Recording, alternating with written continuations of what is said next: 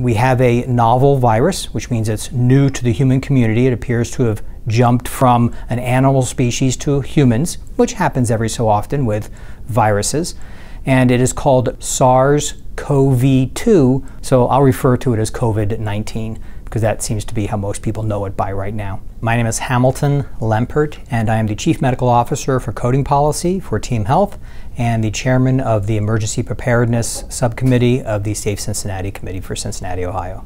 And my role is to be the medical type individual on this committee and make sure that we maintain focus on things other than just active shooters, which gets a lot of headlines, but there's a lot of other things that can happen that can cause disruption to our communities. COVID-19 is a new virus that our population hasn't seen before, and it's going to go through our population. We have these types of epidemics that happen every year. It's called the flu. And all the normal precautions you need to take for the flu, you should be taking for COVID-19. That means washing your hands.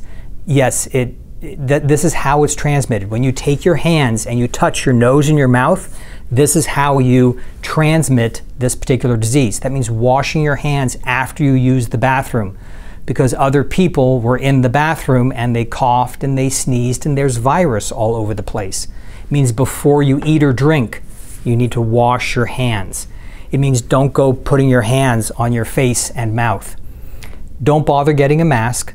Masks will not protect you. Imagine trying to wear a mask and breathe underwater. The COVID-19 gets right through all of the masks. If someone has a cough, they should wear the mask because it prevents the splatter of a lot of sputum into the atmosphere. So if you have a cough, you can wear a regular old surgical mask if you want. But the most important thing is to wash your hands before you eat, before you touch your face and mouth. This is going to get worse. This particular disease is going to go through the human population. We have a few cases here in the United States currently. We're going to have community spread. This is expected. This is what epidemics do. 80% of people who get this disease, it is like the common cold. You may have a little bit of sniffles, you may have a bit of a cough, you may not feel very well for a few days and then it goes away. It is an absolutely nothing problem. About 5% of people seem to have a much more serious condition, and it carries currently a mortality of about 2%. But that's very early numbers. There may be many, many more people who have been infected, and that mortality rate is actually much, much lower. This is a developing situation, and these numbers will change over time as we get more experience. We will see more cases of this. Is it something that we should be panicking about? No. Is it something we should be concerned about? Absolutely.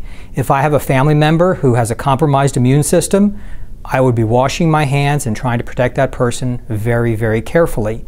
However, I don't have anybody in my family who is immunocompromised who lives in my house. So do I wash my hands before I eat? Absolutely. Am I locking myself in my house and not going out?